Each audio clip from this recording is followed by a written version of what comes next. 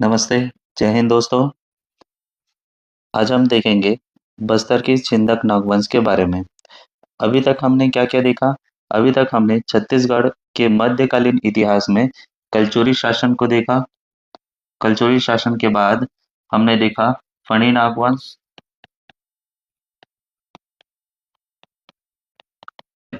फणी नागवंश के बाद हमने देखा सोमवंश।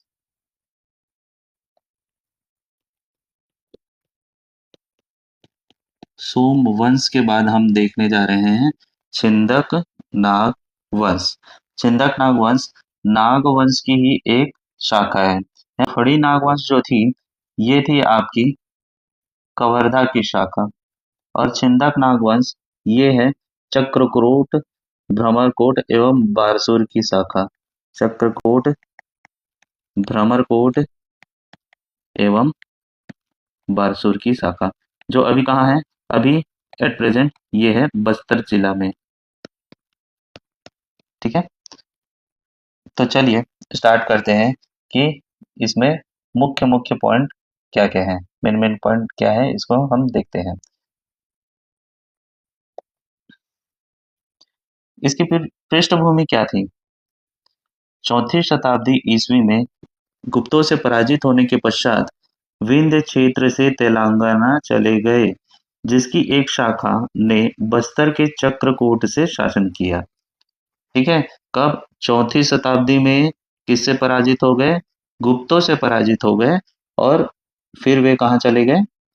विंध्य क्षेत्र से तेलंगाना चले गए। इसमें जो शासन काल है ये कब से कब तक रहा? 1023 से 1324 ईस्वी तक, मतलब 301 साल इनका शासनकाल रहा।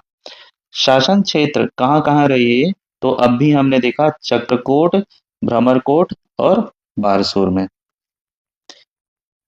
राजधानी कहाँ थी इनकी? तो राजधानी थी बारसूर में और दंतेवाड़ा में। तो दंतेवाड़ा में किसने राजधानी बनाई? तो दंतेवाड़ा में कन्हर देव द्वितीय ने राजधानी बनाई थी। ठीक है, उपाधि कौन सी मिलती है इनको? तो उपाधि भोगवती पुरेश्वर की उपाधि ये धारण करते हैं। इनके जो शासक हैं ये भोगवती पुरेश्वर के उपाधि धारण करते हैं।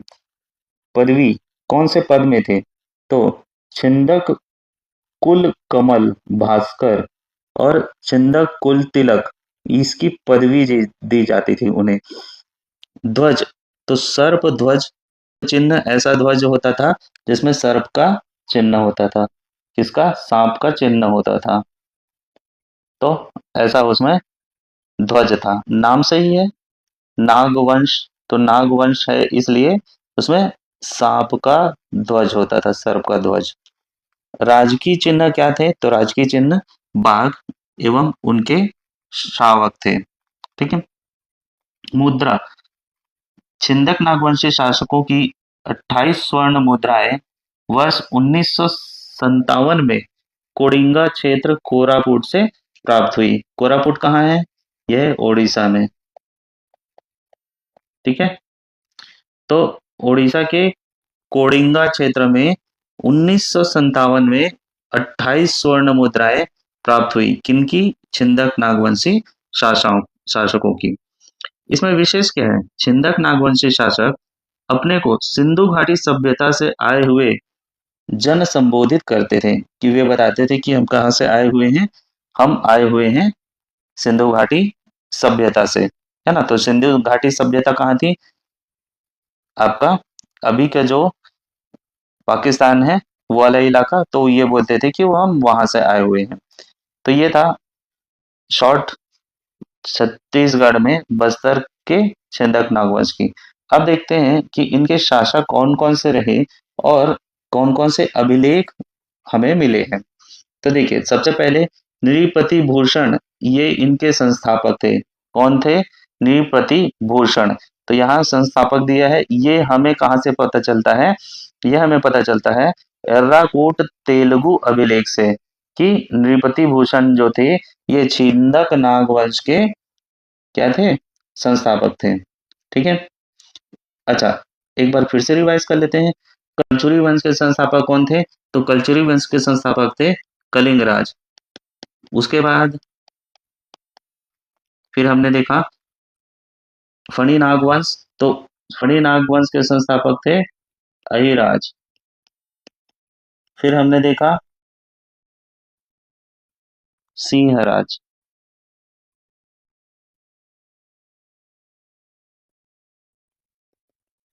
यही थे क्या? कलिंगराज, अहिराज और सिंहराज। अच्छा चलिए आगे देखते हैं। जगदेव भूषण धारावर्ष, ये इनके शासक रहे हैं।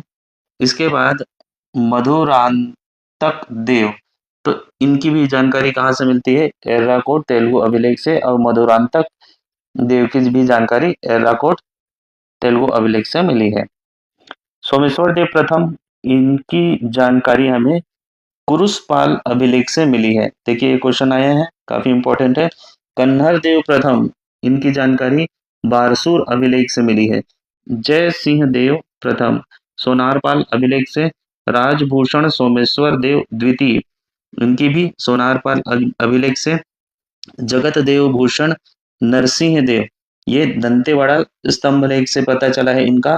फिर कन्नर देव द्वितीय, ये भी दंतेवाड़ा स्तंभ लेख से। और हरिश्चंद्र देव, ये अंतिम शासक हुए टेमरा सती अभिलेख से, हमें ये पता चला है।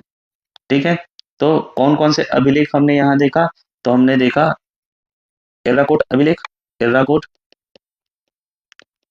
उसके बाद कुसूरपाल अभिलेख, फिर बारसूर अभिलेख, फिर सोनारपाल अभिलेख, इन सबको याद करते हुए चलेंगे। फिर दंतेवाड़ा अभिलेख, फिर टेमरा सती अभिलेख। तो 1 2 3 4 5 और 6 अभिलेख हमें मिले हैं। इन 6 अभिलेख में किसके बारे में जानकारी दी गई है? इन 6 अभिलेख में छिंदक नागवंश के शासकों के बारे में जानकारी है। आगे देखते हैं। अब देखते हैं प्रमुख शासक कौन कौन से आए। तो प्रमुख शासक सबसे पहले हमने देखा था नृपति भूषण। नृपति भूषण कौन थे? ये छिंदक नागवंश के प्रथम शासक थे। उसके बाद इनका उल्लेख कहाँ मिला है? तो इनका उल्लेख एर्राकोट से प्राप्त तेलुगु शिलालेख में मिला है। ऐतिहासिक कहाँ है? यह संभावना व्यक्त की जाती है कि 1023 ईस्वी में नृपति भूषण चोल राजा राजेंद्र प्रथम के साथ बस्तर आए थे तथा बाद में वहीं बसकर छिंदक नागवंश की स्थापना की है। ठीक है, तो ये ऐतिहासिकता थी। 1023 ईस्वी में नृपति भूषण चोल राजा राजेंद्र प्रथम के साथ कहाँ आए थे? बस्तर आए थे। तो चोल राजा राजेंद्र प्रथम के साथ बस्तर आए थे और बाद में आकर यही छिंदक नागवंश की स्थापना किया इन्होंने। अब अगले आते हैं जगदेव भूषण धारावर्ष। इनका शासनकाल 1042 से 1060 ईस्वी तक 18 साल चला। इनकी राजधानी बारसूर थी। जानकारी कहाँ से मिली है? क्योंकि राजधानी बारसूर थी तो बारसूर शिलालेख से इनकी जानकारी मिली है। निर्माण कार्य इन्होंने क्या क्या करवाया? इस शिलालेख में विदित है कि राजा जगदेव भूषण के राजत्व काल में महामंडलेश्वर जयदित्य, चंद्रादित्य तथा चंद्रादित्य नामक तालाब एवं चंद्रादितेश्वर नामक शिव मंदिर का निर्माण करवाया था। विदित हो कि चंद्रादित्य अम्मा ग्राम का निवासी था। नोट क्या क्या है इसमें? नोट करने वाली बात, धारावर्ष की वृद्धावस्था व सोमेश्वर देव की बाल्यावस्था के कारण धारावर्ष की बहन मासक देवी ने 1061 से 64 ईस्वी तक राज्यभार संभाल रखा था। किसने? इनकी बहन मासक देवी ने। क्यों? क्योंकि धारावर्ष वृद्ध हो गए थे और जो सोमेश्वर देव हैं ये बाल्यावस्था में थे। अगर 61 को भी गिने और 64 को भी गिने तो 5 साल, तो 5 साल लगभग किसने? मसक देवी ने इसे संभाला। ठीक है, इसके बाद अगले आते हैं मधुरान्तक देव। मधुरान्तक देव कौन थे? तो इनका संघर्ष क्या लिखा हुआ है इसमें देखते हैं। जगत देव भूषण धारावर्ष की मृत्यु के पश्चात सत्ता के उत्तराधिकार हेतु संघर्ष शुरू हो गया, जो उनके दो संबंधी मधुरान्तक देव एवं सोमेश्वर देव के मध्य था। इस उत्तराधिकार के संघर्ष में मधुरान्तक देव सफल रहा, है ना। मतलब अभी किसकी मृत्यु हुई, जगदेव भूषण की मृत्यु हुई। तो जगदेव भूषण की मृत्यु के बाद सोमेश्वर देव और मधुरांतक के बीच युद्ध हुआ, है ना। मतलब युद्ध बोला जाए या संघर्ष बोला जाए, आपसी संघर्ष हुआ होगा। तो इन दोनों के बीच संघर्ष हुआ, जिसमें कौन सफल रहा, मधुरांतक देव सफल रहा और वो राजा बना। इसने अपनी राजधानी राजपुर जगदलपुर को बनाई। फिर क्यों प्रख्यात थे ये, तो ये प्रख्यात थे भ्रमरकोट अथवा मधुर मंडल के सत्ताधिकारी के नाम से ये प्रख्यात थे। इनको क्या कहा जाता था, भ्रमरकोट अथवा मधुर मंडल के सत्ताधिकारी।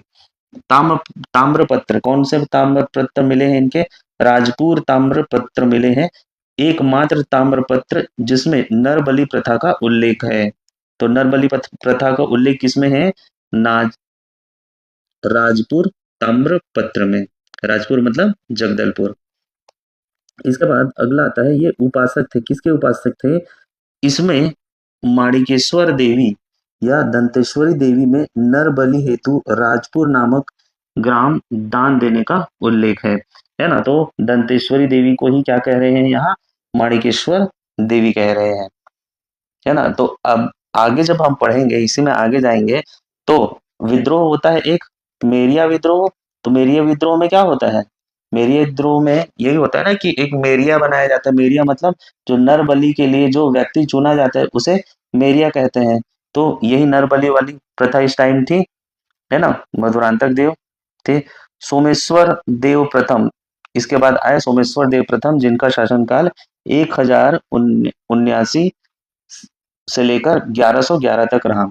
सत्ता प्राप्ति, जगदेव भूषण धारावर्ष के पुत्र सोमेश्वर देव प्रथम मधुरांतक देव को परास्त कर सत्ता पर काबिज हुए, है ना। तो अब कौन आएंगे, जगदेव भूषण धारावर्ष के पुत्र सोमेश्वर देव, क्योंकि मधुरांतक ने इसे अपने में ले लिया था, हड़प लिया था किसको, सोमेश्वर देव को हराकर मधुरांतक इसको हड़प लिया था। तो अब कौन आएंगे, फिर से सोमेश्वर देव आएंगे और वो किसको हरा देंगे, मधुरांतक देव को हरा देंगे। ये कब से कब तक रहे मधुरांतक, तो इसके बारे में जानकारी फिलहाल इसमें नहीं दी गई है। आगे चलते हैं। उपाधि, सोमेश्वर देव को किसकी उपाधि प्राप्त थी, तो महाराजा धीराज, परम भट्टारक और परमेश्वर की उपाधि प्राप्त थी। माता का क्या नाम था, तो माता का नाम गुंड महादेवी ये नाम था। विवाह, इनका विवाह गंग महादेवी, धारण महादेवी और सोलम महादेवी से हुआ था। तो ये लोग इस टाइम के जो राजा महाराजा की पत्नी और माता है, देखिए इसमें क्या महादेवी महादेवी महादेवी महादेवी सबके में महादेवी लगा हुआ है। और नाम क्या है, गुंड गुंड महादेवी इनकी माता, गंग महादेवी इनकी पत्नी, धारण महादेवी इनकी पत्नी और सोलम महादेवी भी इनकी पत्नी। प्रचलन, इस टाइम प्रचलन में क्या था, तो इस टाइम स्वर्ण सिक्के जो बिलासपुर से प्राप्त हुए हैं ये प्रचलन में थे। इनकी जानकारी कहाँ से मिलती है, तो कुरुषपाल अभिलेख से इनकी जानकारी मिलती है। और जानकारी में क्या है, सोमेश्वर देव प्रथम द्वारा ये लिखा गया है, लिपि देवनागरी लिपि में है। और भाषा कौन सी है, तो भाषा संस्कृत भाषा है। अच्छा, सोमेश्वर देव प्रथम के बारे में जानकारी है, सॉरी लिखी गई है ऐसा नहीं। पंक्ति, कुल 39 पंक्तियां हैं। इस अभिलेख की 20वीं पंक्ति में उल्लेखित है कि सोमेश्वर देव प्रथम ने कौशल के 6,96,000 ग्राम को अपने अधीन कर लिया था। और वर्णन किसमें है, तो सोमेश्वर देव द्वारा मधुरांतक देव के वध का उल्लेख है। अब देखिए, पुराने जमाने में इसी सेम काल में कलचुरी शासन भी चला आ रहा है ना। और कलचुरी शासन भी पूरा, ऊपर का जो कलचुरी है उसने उन्होंने शासन किया, फिर रतनपुर के कलचुरी, नीचे के कलचुरी, त्रिपुरी के कलचुरी, ऐसे हमने बहुत सारे कलचुरी देखे थे। उन्होंने इनको हराया, ऐसे ऐसे करके बहुत सारा था। तो एक चीज आपको समझना पड़ेगा कि सोमेश्वर देव के बारे में लिखा है कि 6,96,000 ग्राम को अपने अधीन कर लिया था। तो 6,96,000 ग्राम तो पूरे भारत में होंगे, तो इतना तो फिलहाल मेरे ख्याल से इन्होंने नहीं किया होगा, है ना। लेकिन लिख दिया गया है। अब उस टाइम व्हाट्सएप और इनका इसका तो जमाना था नहीं, है ना, कि अरे नहीं नहीं तुम गलत बोल रहे हो करके उसको बोला जाए। तो विजय अभियान, इन्होंने कहाँ कहाँ विजय अभियान किया, उड्र विजय अभियान, उड्र विजय, वेंगी विजय, लेमड़ा विजय, लांजी विजय और वज्र विजय। तो अब बताइए यहाँ पर उड्र, वेंगी, लेमड़ा, लांजी और वज्र, ये सारे नाम तो हमको नए सुनाई में आ रहे हैं। तो उड्र का वर्तमान रूप ओडिशा को माना जाता है। वेंगी गोदावरी तथा कृष्णा नदी के बीच का प्रदेश है। लेमड़ा की पहचान राय बहादुर हीरालाल ने छत्तीसगढ़ स्थित लवण बलौदा बाजार से किया है। लांजी की पहचान बालाघाट जिले में स्थित लांजी से किया गया है। लांजी के उत्तर में त्रिपुरी के कलचुरी नरेश यशकर्ण का शासन था, जिसके सामंत को इस अभियान के दौरान सोमेश्वर देव ने परास्त किया। और राय बहादुर हीरालाल के अनुसार वर्तमान बैरागढ़ महाराष्ट्र के चंद्रपुर जिले के अंतर्गत आता है। तो ये थे इंपॉर्टेंट, फिर से हम देख लेते हैं। क्या? उड्र, तो उड्र वर्तमान में ओडिशा का क्षेत्र। वेंगी, तो गोदावरी और कृष्णा नदी के बीच का इलाका। लेमड़ा, तो ये छत्तीसगढ़ के लवण और बलौदा बाजार का इलाका। लांजी, तो ये बालाघाट जिले के लांजी क्षेत्र से इसका संबंध है। वज्र, तो ये बैरागढ़ और चंद्रपुर, महाराष्ट्र के चंद्रपुर, तो इसको बोला गया है। ठीक है, तो यहाँ यहाँ वो गए और उन्होंने विजय अभियान किया, मतलब जगह को जीता, ऐसा बोला गया है। फिर भद्रपत्तन विजय, ये देखिए, अच्छा आगे और है। भद्रपत्तन विजय नमक जगह है। फिर रतनपुर पर विजय पाया, ये भी बोला गया है। और कौशल पर विजय पाया, ये भी बोला गया है। तो आगे देखते हैं। भद्रपत्तन मतलब भद्रपत्तन की पहचान वर्तमान में भांडक नगर से की जाती है। भद्रावती के नाम से यह क्षेत्र जाना जाता था। महाकौशल की राजधानी होने का गौरव इन्हें प्राप्त है और चीनी यात्री वेनसांग भद्रावती की यात्रा इन्होंने की थी। इन्होंने भांडक नगर इन्होंने बसाया था, सॉरी भांडक नगर अभी जो वर्तमान में है वो। फिर रतनपुर पृथ्वीदेव प्रथम को इन्होंने पराजित किया था। फिर कौशल, सोमेश्वर के कुरुषपाल अभिलेख में कौशल का उल्लेख 2 बार हुआ है। पहली बार रतनपुर अभियान के रूप में, तो दूसरी कौशल के 6,96,000 ग्रामों का अधिकार के संबंध संदर्भ में हुआ है। फिर पराजय, तो इसमें किसके पराजय के बारे में बात की गई, ये देख लेते हैं। कलचुरी शासक पृथ्वीदेव प्रथम के पुत्र जाजल देव प्रथम ने इस क्षेत्र पर आक्रमण कर सोमेश्वर देव प्रथम को पराजित कर मंत्रियों और रानियों समेत बंदी बना लिया था। फिर बाद में गुंड महादेवी के अनुरोध से उन्हें छोड़ दिया गया। तो ये कलचुरी वंश में भी हमने देखा था कि पृथ्वीदेव प्रथम को किसने हराया, तो पृथ्वीदेव प्रथम को किसने हराया, तो वो थे सोमेश्वर देव प्रथम। सोमेश्वर देव प्रथम को हराया था। फिर पृथ्वीदेव प्रथम के जो पुत्र हैं वो आए जाजल देव प्रथम, और उन्होंने फिर सोमेश्वर देव को हराकर सारे रानियों और मंत्रियों को बंदी बना लिया था। लेकिन हमने ये भी देखा था कि यहाँ पर कौन आएंगी, गुंड महादेवी आएंगी और वो अनुरोध करेंगी कि इन्हें छोड़ दीजिए, तो फिर इनको छोड़ दिया जाएगा। निर्माण कार्य, तो निर्माण कार्य कहाँ से कहाँ तक किया गया था, तो विष्णु मंदिर का निर्माण किया था इन्होंने नारायणपाल बस्तर में। सोमेश्वर देव की माता गुंड महादेवी के भगवान विष्णु के प्रति अनन्य भक्ति को देखकर इसे निर्मित कराया गया था। और बत्तीसा मंदिर, तो ये कहाँ है, बारसूर दंतेवाड़ा में है। ये भी सोमेश्वर देव प्रथम के शासनकाल में बना। किसके द्वारा बनाया गया, तो इस मंदिर का निर्माण सोमेश्वर देव प्रथम ने अपनी रानी गंगा महादेवी के लिए करवाया था। किसके लिए, गंगा महादेवी के लिए सोमेश्वर देव प्रथम ने। फिर देव, यह शिव का जुड़वा मंदिर है जो 2 गर्भगृहों के 2 शिवलिंग स्थापित है ना, 2 गर्भगृहों में इसमें 2 शिवलिंग स्थापित है और 32 खंभों पर ये टिका हुआ है। ठीक है, बत्तीसा मंदिर।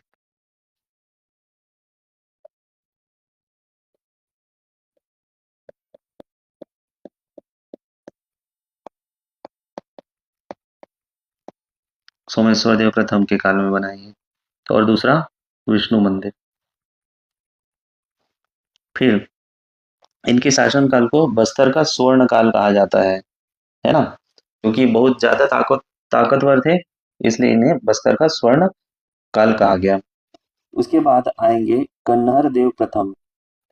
कन्नर देव प्रथम, इनकी जानकारी हमें कहाँ मिली है? तो इनकी जानकारी नारायण पाल अभिलेख में मिली है, और सोमेश्वर देव की माता गुंड महादेवी के इस अभिलेख के अनुसार सोमेश्वर देव प्रथम की मृत्यु के पश्चात यह विशाल साम्राज्य कन्नर देव को विरासत में मिला। सोमेश्वर देव प्रथम कुरुषपाल अभिलेख में इनकी जानकारी मिली, और राजपुर अभिलेख में इनकी जानकारी मिली। फिर आक्रमण, कलचुरी शासक पृथ्वीदेव द्वितीय के सामंत जगपाल देव ने 1145 ईस्वी में चक्रकोट पर आक्रमण कर कन्नर देव को पराजित कर दिया था। ठीक है, इससे पहले किसकी बात हुई थी यहाँ पर? इससे पहले बात हुई थी सोमेश्वर देव की। सोमेश्वर देव की बात कब से कब तक हुई थी? 1059 से लेकर 1069 से लेकर 1111 तक के बीच में। इसके बाद कौन आएंगे? कन्नर देव आएंगे। तो में कन्नर देव को जगपाल देव ने कब हराया? 1145 में हराया, है ना? तो 1145 में किसने हराया? तो पृथ्वीदेव द्वितीय ने हराया। फिर इसके बाद आएंगे जय सिंह प्रथम। इसकी जानकारी सोनार पाल अभिलेख, केशर पाल अभिलेख में हमें मिली है। फिर आएंगे राजभूषण सोमेश्वर देव द्वितीय। इनके शासन काल में बारसूर के अधिकतर मंदिरों का निर्माण हुआ है। बारसूर शिलालेख गंगा महादेवी में इन्हें राजभूषण सोमेश्वर देव भी कहा गया है। फिर अंतिम में, अच्छा अंतिम नहीं हुआ है, उसके बाद आएंगे जगत देवभूषण नरसिंह देव। इसकी जानकारी जगत देवभूषण नरसिंह देव के दंतेवाड़ा स्तंभ से मिली है, जतनपाल शिलालेख से मिली है। उपासना, ये किसकी उपासना करते थे? तो माणिक्य देवी की उपासना करते थे। भैरमगढ़ शिलालेख से ज्ञात होता है कि नरसिंह देव माणिक्य देवी का भक्त था। ठीक है, नरसिंह देव किसका भक्त था? माणिक्य देव का।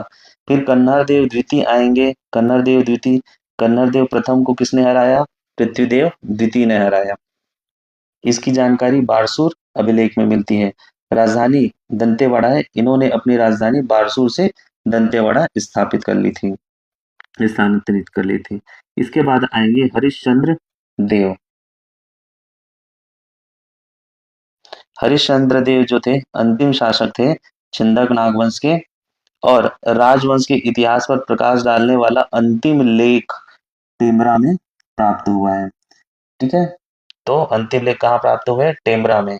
प्राप्त लेख सती स्मारक लेख है ना? जो लास्ट लेख मिला है वो क्या है? सती स्मारक लेख, जिसमें चमेली देवी के साहस एवं उनकी जौहर का उल्लेख है। किनका? चमेली देवी के जौहर का उल्लेख है, और इसमें राजा हरिश्चंद्र का भी उल्लेख है।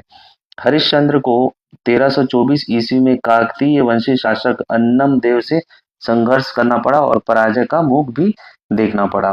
ठीक है, काकतीय वंशी शासक अन्नम देव। अब आगे जब हम जाएंगे तो अन्नम देव और काकतीय वंश के भी बारे में पढ़ेंगे। इस तरह बस्तर क्षेत्र में छिंदक नागवंश का अंत हो गया, और नए वंश काकतीय वंश का उद्भव हुआ। ठीक है, इनकी पुत्री चमेली देवी अन्नम देव के विवाह प्रस्ताव को अस्वीकार कर दिया, और उससे कड़ा मुकाबला किया, जो आज भी चक्रकोट के गाथा के रूप में जीवित है। ठीक है, तो हरिश्चंद्र देव अंतिम शासक थे, और इनके बाद क्या हुआ? काकतीय वंश की स्थापना हो गई। अब हम ये देख लेते हैं कि स्थापत्य कौन कौन से थे छिंदक नागवंश के, और उनके निर्माणकर्ता कौन से थे। तो चंद्रादित्येश्वर या चंद्रादित्य मंदिर, शिव मंदिर, ये चंद्रादित्य ने बनवाया था, धारावर्ष का जो सेनापति था। चंद्रादित्य सरोवर, ये भी चंद्रादित्य ने बनाया था, ये भी धारा मतलब सेमी आर्मी है। बत्तीसा मंदिर भगवान शिव का जुड़ा हुआ मंदिर है, गंग महादेवी के नाम पर सोमेश्वर देव ने बनवाया था, है ना? निर्माण करता मतलब सोमेश्वर देव प्रथम की रानी कौन? गंग महादेवी के नाम पर बत्तीसा मंदिर बनवाया गया था। विशाल गणेश की प्रतिमा जो बारसूर में है, तो बाणासुर नामक राजा ने बनवाया। नारायण पाल बस्तर का विष्णु मंदिर, ये सोमेश्वर देव प्रथम ने बनवाया। मामा भांजा मंदिर बारसूर में जो गणेश व नरसिंह नाथ की प्रतिमा है, इसे छिंदक नागवंशी शासकों ने बनवाया, ऐसा लिखा है।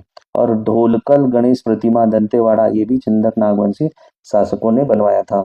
इसमें विशेष क्या है, ये रतनपुर कल्चरियों के क्या थे, प्रतिद्वंदी थे। नारायण पाल शिलालेख सोमेश्वर देव प्रथम की माता गुंड महादेवी से संबंधित है। ठीक है, तो ये था हमारा क्या, ये पूरा था हमारा छिंदक नाग वंश। ठीक, छिंदक नाग वंश देख लीजिए। प्रमुख शासक, प्रथम शासक, संस्थापक नृपति भूषण, फिर जगदेव भूषण धारावर्ष, फिर मधुरांतक देव, फिर मधुरांतक देव कौन हराएंगे, सोमेश्वर देव, और फिर सोमेश्वर देव किसको हराएंगे, पृथ्वीदेव प्रथम को हराएंगे। फिर पृथ्वीदेव प्रथम के पुत्र कौन आएंगे, जाजल देव, वो फिर से सोमेश्वर देव को हरा देंगे। और उनकी माता गोंड महादेवी क्या करेगी, बोलेगी कि छोड़ दीजिए सभी को, तो वो छोड़ देंगे। फिर आएंगे कन्हर देव प्रथम, फिर आएंगे जयसिंह प्रथम, फिर राजभूषण सोमेश्वर देव, जग जगदेव भूषण नरसिंह देव, फिर कन्हर देव द्वितीय, फिर हरिश्चंद्र देव जो अंतिम शासक थे।